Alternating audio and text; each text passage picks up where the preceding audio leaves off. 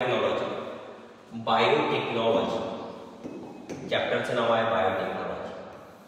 Bio means living और life. Technology means technique. ज्यामध्ये आपण लिव्हिंग ऑर्गॅनिझम किंवा लाईफ टेक्निकचा उपयोग करतो त्याला आपण बायोटेक्नॉलॉजी म्हणतो. तर या बायोटेक्नॉलॉजीचा उपयोग आपण का बरं करत आहे तर बायोटेक्नॉलॉजीचा वापर आपण ह्यूमन वेलफेअरसाठी करत आहोत. म्हणजे जीवांचा वापर आपण आपल्या फायद्यासाठी आणि आपल्या लाईफस्टाईलमध्ये बदल घडवण्यासाठी बायोटेक्नॉलॉजीचा वापर करत आहोत. तर बायोटेक्नॉलॉजीचा वापर वेगवेगळ्या क्षेत्रामध्ये केला जातो, जसं ॲग्रीमध्ये, ॲग्रिकल्चरमध्ये.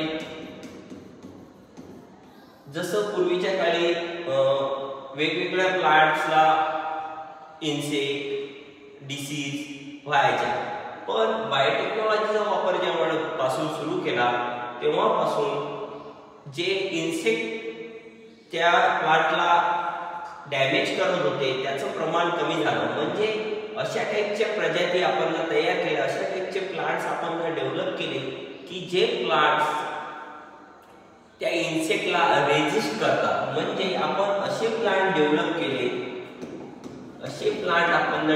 केले त्या प्लांटला आपण इन्सेक्ट रेजिस्टन्स प्लांट. याचा अर्थ असा प्लांट की जो इन्सेक्टला रेजिस्ट करतो, म्हणजे इन्सेक्टला मारतो. मग याचं एक्झाम्पल कुठलं की जे बायोटेक्नॉलॉजीने निर्माण केलेलं आहे याचं एक्झाम्पल आहे बीटी कॉटन, जे की सर्वांना माहीत आहे. तर हा बीटी कॉटन एक इन्सेक्ट रेजिस्टन्स प्लांट आहे जो की एका बायोटेक्नॉलॉजीच्या जेनेटिक इंजिनिअरिंग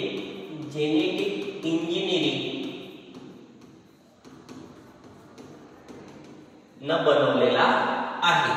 जेनेटिक इंजिनिअरिंग म्हणजे काय तर जीन मध्ये योग्य तो बदल घडवून हवा असलेला आपण प्रोडक्ट तयार करत आहे त्याला जेनेटिक इंजिनिअरिंग म्हणतात. मीन्स वी फाइंड अ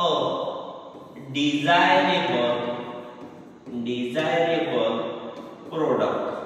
म्हणजे आपल्याला हवा असलेला प्रोडक्ट आपण निर्माण करत आहे with the help of genetic engineering. त्यामध्ये आपण बीटी कॉटन बघत आहोत. तर बीटी कॉटन याचं नाव बीटी कॉटन का बरं पडलं असेल तर बीटी कॉटन,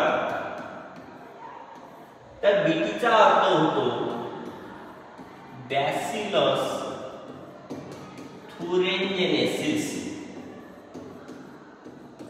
तर हे बॅसिलस थुरिंजिनेसिस आहे काय तर हा एक प्रकारचा बॅक्टेरिया आहे. बॅसिलस थुरिंजिनेसिस एक प्रकारचा बॅक्टेरिया आहे.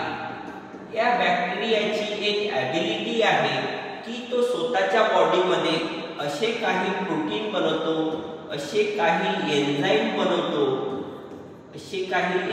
बनवतो की ते एन्झाईम या बॅक्टेरियल बॉडीला रेजिस्ट करतात फ्रॉम एनिमी.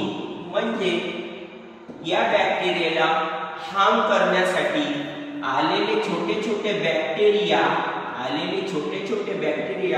या छोटे बॅक्टेरियाला किल करण्यासाठी हा जो बॅसिलस थुरिंजिनेसिस नावाचा बॅक्टेरिया आहे हा एक एन्झाईम बनवतो आणि हा एन्झाईम बाहेर रिलीज करतो.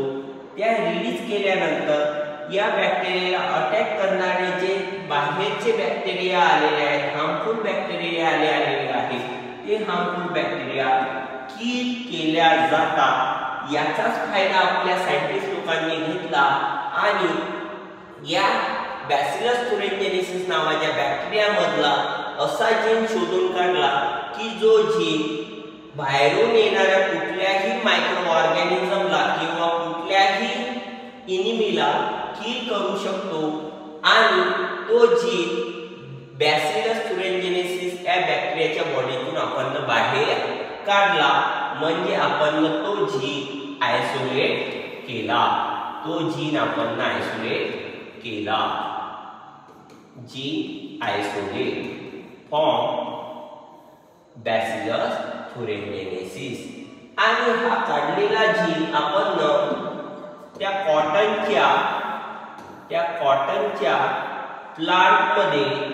कॉटनच्या प्लांटमध्ये इन्सेक्ट केला। आता या प्लांटमध्ये प्रत्येक सेलमध्ये बॅसिलस थुरिनजेनेसिसचा जीन आहे आणि बॅसिलस थुरिनजेनेसिसचा जीन असल्यामुळे हा बीटीचा प्लांट, कॉटनचा प्लांट रेजिस्ट झाला फ्रॉम इनिमी। याचा अर्थ जर या कॉटनच्या बॉलला जर बाहेरून कुठलाही प्रकारचा इन्सेक्ट जरा त्याला खाण्याकरिता आला, जसं की बॉलवर्म, हा बॉलवर्म खाल्ल्यानंतर या बॉलवर्मच्या शरीरामध्ये बॅसिलस थुरिनजेनेसिसनं बनवलेलं जे प्रोटीन होतं ते प्रोटीन या बॉलवर्मच्या शरीरात जाणार आणि बॉलवर्मच्या शरीरामध्ये जो गट आहे किंवा इंटेस्टाईन आहे त्याला पोवर निर्माण करेल आणि पोवर निर्माण झाल्यामुळे हा बॉलवर्म किल होईल, म्हणजे मृत्युमुखी पडेल। अशा प्रकारे आपण या प्लांटला सेल्फ डिफेन्स म्हणजे स्वतःच लढाई करण्यासाठी तयार केलेला आहे आणि अशा प्रकारच्या प्लांटला आपण जेनेटिकली मॉडिफाईड प्लांट म्हणतो।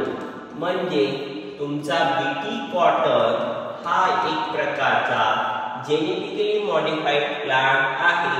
म्हणजे बीटी कॉटन जवळ असं ॲबिलिटी आहे की बाहेरून कोणत्याही प्रकारचा बॉलवर्म म्हणा, इन्सेक्ट म्हणा, हा जरा त्या कॉटनच्या प्लांटला जरा कंझ्युम करत असेल तर तो किडा किंवा तो इन्सेक्ट किंवा तो बॉलवर्म किल केला जाईल विदाउट एनी फर्टिलायझर।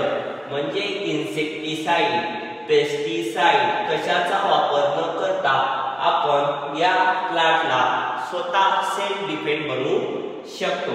तर बीटी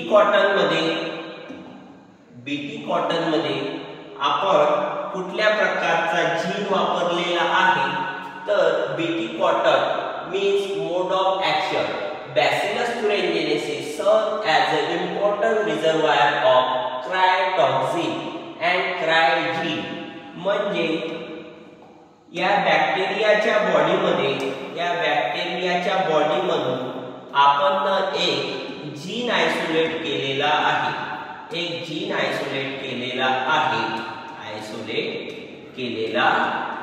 आणि त्या जीनचं नाव आहे क्रायजीन। कुठला जीन आपण बाहेर काढला तर क्रायजीन। आणि हा क्रायजीन काय बनवतो तर क्राय प्रोटीन बनवतो। क्राय प्रोटीनचं फंक्शन काय तर टू प्रोड्यूस टॉक्सिन।